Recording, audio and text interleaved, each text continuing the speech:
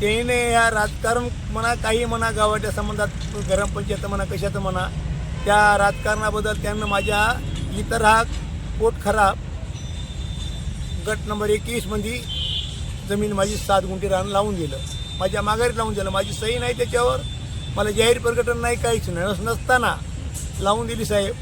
मग माझ्या मुलाला कॅन्सर झाला, ते मला 1 महिनाभर माहीत नाही, ते लेकरूच माझं मी कोणीकडे इकडे घेऊन लावलं समजा.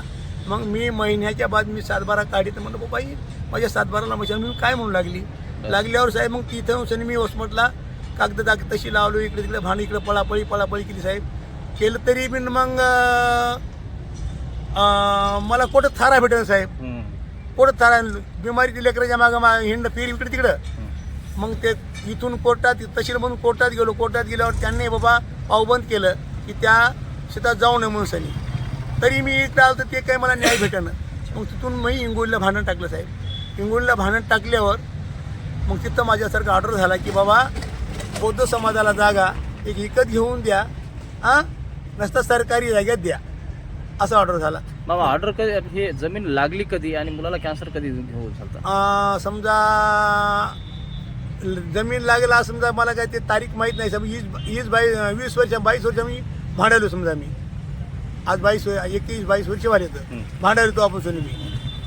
मग कॅन्सर मुलाला तिच्या समजा अगोदर चालूच होतं समजा, ती सांगायची त्या दुखातच होती मी साहेब सांगायची होती म्हणजे.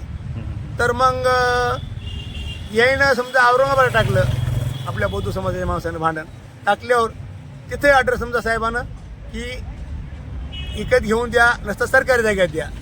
तर आता माझ्यासारखं ऑर्डर झाल्या साहेब झाल्यावर आणि माझ्या 7-12ला लागलं म्हणून सनी अगोदर काहीच नव्हतं साहेब माझ्या शेतामध्ये.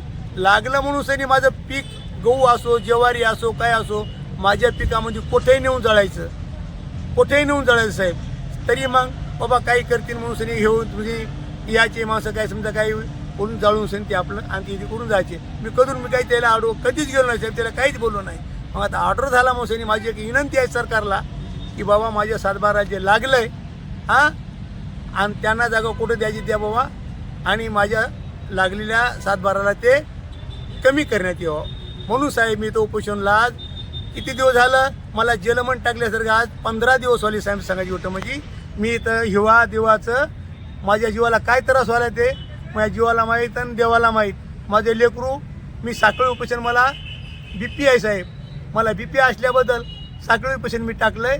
माझा मुलगा दिवसभर शेताकडे जाते, ढोरावसाला चारा पाणी करतंय आणि संध्याकाळी येऊन साहेब इथे एक झोपतंय आणि हिळभर साहेब मी इथं उपोषणाला बसले आहे तहसीलपूर साहेब. मामा जी तुम्हाला जिल्हाधिकाऱ्यांनी आदेश केलेला आहे हो ती आदेशची कॉपी प्रिंट मीडियाला दाखवू शकता का? दाखवतो साहेब. सध्या ती परिस्थिती काय आहे ऑर्डरची? सध्याची ऑर्डरची परिस्थिती म्हणजे समजा की बाबा आम्हाला न्याय द्या. ऑर्डर कुठं आहे सध्या? तो आहे साहेब माझा मुलगा त्याच्या हातात खालता घेऊन गेला गावाकडं. मी तुम्हाला सांच्या पारी तुमच्या व्हॉट्सअपला पाठवतो बरं का. एक निवेदनाची कॉपी मीडियाला सादर करा. हो करतो साहेब, 100% करतो साहेब मी. हो ठीक आहे. किती दिवस बसणार तुम्ही आता? किती दिवस बसणार आता मी साहेब मला ज्याशी माझ्या हातात 7-12 नील देतील त्या दिवशीच मी उठणार नाही तर माझ्या जीवाचा मी इथं आत्महत्या करणार साहेब सांगायची. मी उठणार नाही साहेब सांगायची गोष्ट माझी.